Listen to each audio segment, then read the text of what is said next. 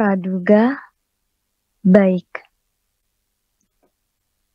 Cara yang paling baik untuk meyakinkan seseorang yang dungu, wahai kekasihku, adalah biarkan saja dia bebas berbuat sesuai dengan keinginannya sendiri.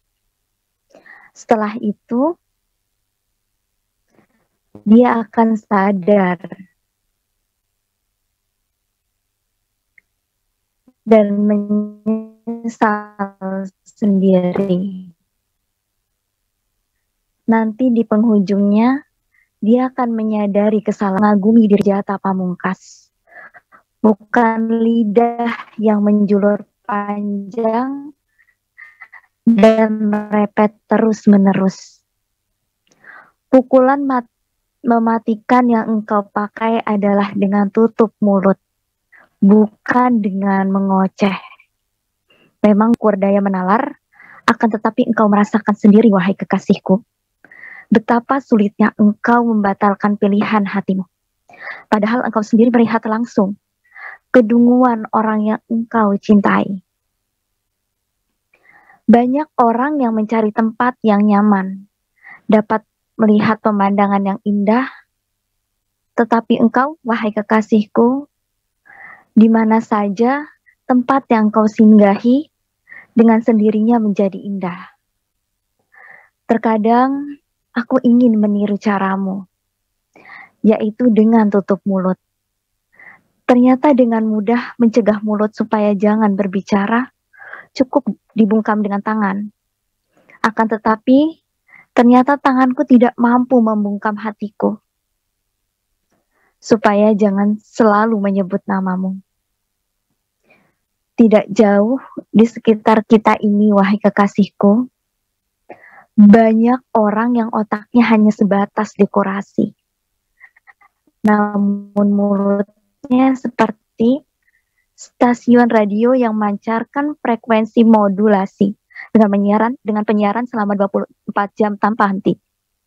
Aku tidak bermaksud pergi meninggalkan teman-temanmu karena bosan, atau karena engkau telah memilih lelaki lain. Melainkan aku mengerti sendiri, mereka sudah membelikan tiket dan koper untukku. Selama aku bergaul dengan mereka, sungguh benar-benar mereka sangat pandai menyusun raut muka yang sesuai dengan situasi dan kondisi yang ada. Di samping itu juga, mereka sangat piawai dalam berakting. Jangan aneh, wahai kekasihku, ketika engkau melihat sikapku seperti ini, aku tidak pernah mengatakan tidak mampu. Yang penting, aku upayakan. Aku tidak pernah mengatakan tidak tahu. Yang penting aku harus belajar. Aku tidak pernah mengatakan tidak mungkin. Yang penting aku coba dulu. Mungkin sebabnya aku tidak pernah engkau lirik adalah karena aku bukan orang berada. Tetapi bagiku, gubuk beneran lebih baik daripada istana hayalan. Aku dipaksa oleh keadaan untuk tetap bergerak, dengan menyaksikan sendiri segala cita-citaku satu persatu berguguran. Dalam kehidupan ini, aku tidak pernah mengandalkan siapapun sekalipun hari ini aku punya banyak teman. Namun dapat dipastikan besok lusa atau kapan-kapan, aku bakal tidak melihat mereka lagi. Itu pasti tidak diragukan lagi. Tetapi sekalipun demikian, aku selalu tersenyum bertemu dengan siapapun, supaya mereka menjadi bingung untuk memahami kepribadianku. Jangan engkau duga aku sudah melupakan dirimu, wahai kekasihku. Sama sekali aku tidak pernah lupa. Bagiku, engkau adalah segalanya. Hanya saja sengaja aku sembunyikan di dalam hatiku. Dan aku tutup rapat-rapat. Karena aku tidak ingin engkau mengetahui segala perasaanku. Apabila engkau melihat seseorang, wahai kekasihku, ketika sedang mengeluh segala penderitaan hidupnya, akan tetap wajahnya akan tetapi wajahnya tetap tersenyum, ketahuilah bahwa orang itu jantungnya sudah tidak berdenyut lagi akibat tertindih tumpukan penderitaan yang sangat banyak. Sikap berdiam diri, tutup mulut tidak berbicara itu sungguh sangat melelahkan, wahai kekasihku.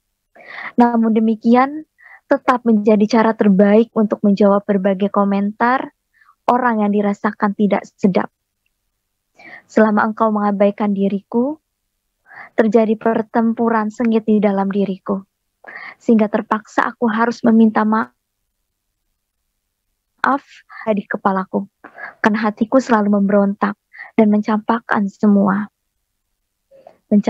semua nasihat dan pesan-pesan yang masuk.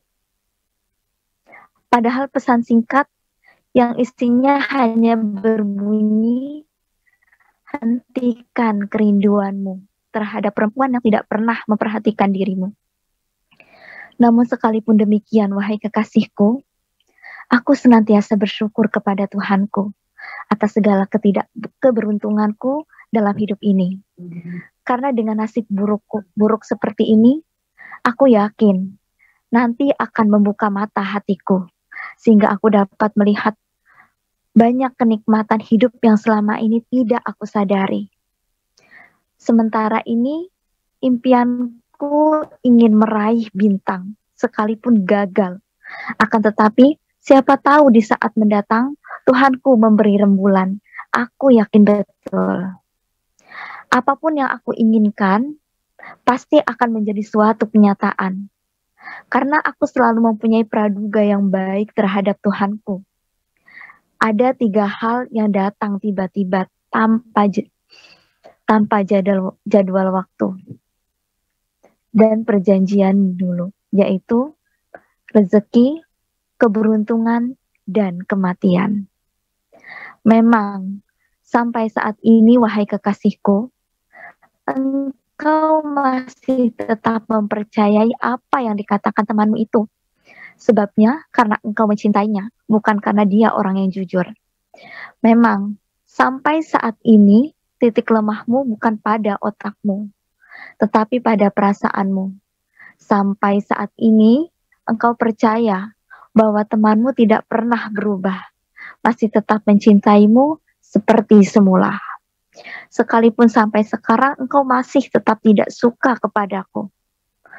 Jangan terlalu cepat engkau simpulkan karena aku punya perilaku buruk. Jangan-jangan sebabnya karena perasaanmu sendiri yang keliru, sehingga perlu direvisi ulang. Selama ini memang aku memilih bergaul dengan orang-orang awam yang sederhana. Mereka tidak pernah menyombongkan apapun dalam kehidupannya di dunia ini, kecuali kebaikan hati yang mereka miliki. Moral itu tidak lebih seperti tirai juga. Bila tirainya bagus, maka yang buruk akan tertutup. Tetapi apabila tirainya buruk, maka yang baik akan tertutup. Sekalipun pengabaianmu terhadap cintaku sampai saat ini belum menghilangkan nyawaku, tetapi yang pasti telah membuat pandangan mataku menjadi hampa. Sepertinya aku sedang berada dalam ruang yang kosong melompong, sampai aku terpaksa mencoba untuk mengurangi cita-citaku yang terlalu banyak, menurunkan angan-anganku yang terlalu tinggi. Dengan harapan supaya aku dapat menikmati kehidupan hari ini. Paling tidak akan dapat bernafas dengan lega. Itulah sebabnya aku tidak lagi mempersalahkan dirimu ketika sudah tidak menegurku dan tidak menyapaku lagi. Aku maklumi. Barangkali engkau sekarang sudah merasakan bahagia tanpa kehadiran diriku. Percayalah, wahai kekasihku, nanti bersama dengan berjalannya waktu, paradigma kita akan berubah. Moral juga akan bergeser, sudut pandang akan berbalik, dan selera kita akan berganti. Pengalaman-pengalaman panjang akan memberikan pelajaran kepada kita. Jauh lebih banyak dari sekolah. Realitas kehidupan akan mendidik kita lebih intens dari orang tua kita. Akhirnya ternyata aku tidak mampu menghentikan impian-impianku. Sekalipun secara sadar aku tahu impian impikan sulit untuk tercapai karena aku selalu punya praduga baik terhadap Tuhanku. Terakhir aku ingin sampaikan kepadamu bahwa cintaku yang engkau nistakan tidak membuat diriku terjerumus dalam penderitaan. Tetapi penderitaan itu sekarang sudah menetap di dalam hatiku dan sudah mendapat kartu tanda penduduk permanen. Semoga engkau semakin bahagia. Ternyata praduga baikku terhadap Tuhanku menjadi kenyataan. Aku menikah dengan perempuan lain, anaknya orang terkaya di kampungku, dan juga sebagai pejabat tinggi di ibu kota. Anak pertama perempuan lahir melalui sesar, bayi dapat diselamatkan, tetapi ibunya tidak dapat tertolong. Rupanya penderitaan semakin betah tinggal di dalam diriku. Sampai anakku menjelang masuk sekolah TK, kudaftarkan di sekolah yang terdekat dengan perusahaan tempat kerjaku. Aku sangat terkejut sekali. Ternyata engkau mengajar di sekolah TK itu. Ternyata engkau sudah punya satu anak laki-laki. Dan ternyata juga engkau sudah dicerai oleh suamimu. Mengajar di sini, tanyaku dengan rasa terkejut. Engkau pun terlihat gugup. Ya, jawabmu singkat dengan wajah menunduk. Anakmu datang, langsung bergayut manja di pahamu. Setelah berulang-ulangku mengantar dan menjemput anakku, mulailah engkau berani menyapaku dengan senyuman yang manis seperti dulu. Tak terasa sejak itu, hatiku mulai berdebar lagi, seperti debaran yang dulu. Aroma harum semerbak yang menusuk hidungku, sama dengan bau parfum yang dulu ditambah lagi anakku mulai bersahabat dengan anakmu. Ketika aku sedang melunasi uang SPP anakku di kantor TK, terkuak berita engkau belum membayar uang kontrak rumah selama 6 bulan. Hatiku benar-benar tersayat dan bertanya-tanya, mengapa bisa terjadi seperti itu? Dulu engkau anak orang kaya, harta berlimpah ruah, aku menghindar saja, tidak ingin mengorek urusan seperti itu. Suatu ketika, pada saat akan pulang, kutawarkan kepadamu untuk pulang bersama. Engkau mengangguk, tanda setuju. Dan dalam mobil anakku dan anakku duduk di kursi belakang, dan engkau duduk di sampingku. Mobilku melaju, tidak terlalu kencang, supaya ada waktu untuk berbincang. Ketika sampai di depan rumah kontrakan, sebelum engkau turun dari mobil, kusodorkan amplop berisi uang. Terimalah untuk bayar kontrakan.